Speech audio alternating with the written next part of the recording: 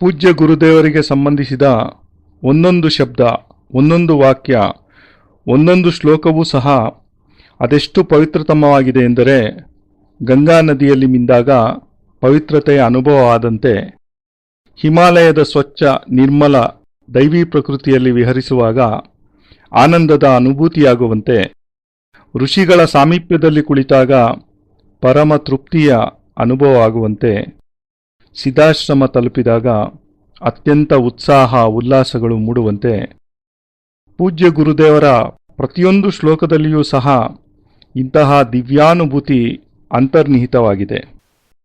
ಜೀವನದಲ್ಲಿ ಮೊಟ್ಟ ಮೊದಲ ಬಾರಿಗೆ ಸಚ್ಚಿದಾನಂದ ಸ್ಮೃತಿ ಸಂಬಂಧಿತವಾದ ಶ್ಲೋಕಗಳನ್ನು ಸಾರ್ವಜನಿಕರೆಲ್ಲರಿಗೂ ಲಭ್ಯವಾಗುವಂತೆ ಮಾಡುತ್ತಿದ್ದೇನೆ.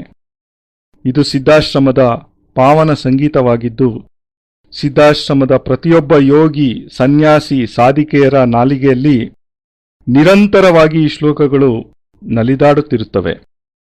ಸಿದ್ಧಾಶ್ರಮದ ಕಣಕಣಗಳಿಂದಲೂ ಈ ಶ್ಲೋಕಗಳು ಹೊರಹೊಮ್ಮುತ್ತಲೇ ಇರುತ್ತವೆ. ಸಿದ್ಧಯೋಗ ಸರೋವರದ ಅಲೆಗಳ ಮೇಲೆ ಈ ಶ್ಲೋಕಗಳ ಮಧುರಗಾನ ನಿರಂತರವೂ ಕೇಳಿಸುತ್ತಿರುತ್ತದೆ. ಅಲ್ಲಿಯ ವಾತಾವರಣದಲ್ಲಿಯೇ ಈ ಮಧುರ ಶ್ಲೋಕಗಳು ಸಂಪೂರ್ಣ ಸಮನ್ವಯವಾಗಿವೆ. ಈ ದಿನ ಪರಮ ಸೌಭಾಗ್ಯದ ದಿನ. ಈ ಕ್ಷಣ ಪರಮ ಸೌಭಾಗ್ಯದ ಕ್ಷಣ.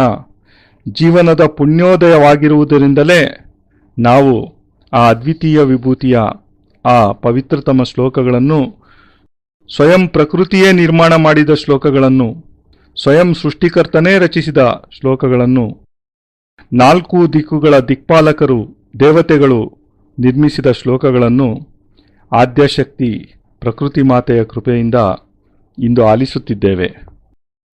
ಸಿದ್ಧಾಶ್ರಮೋಯಂ ಪರಮಂ ವಿದುಷಂ ಜ್ಞಾನಂ ಚ ದಿವ್ಯಂ ಹತಂ ಮಹೀತಂ ಆತೇವ ನಿತ್ಯಂ ಪರಮಂ ಪವಿತ್ರಂ ದಿವ್ಯಾತ್ಮರೂಪಂ ಪ್ರಣಮಂ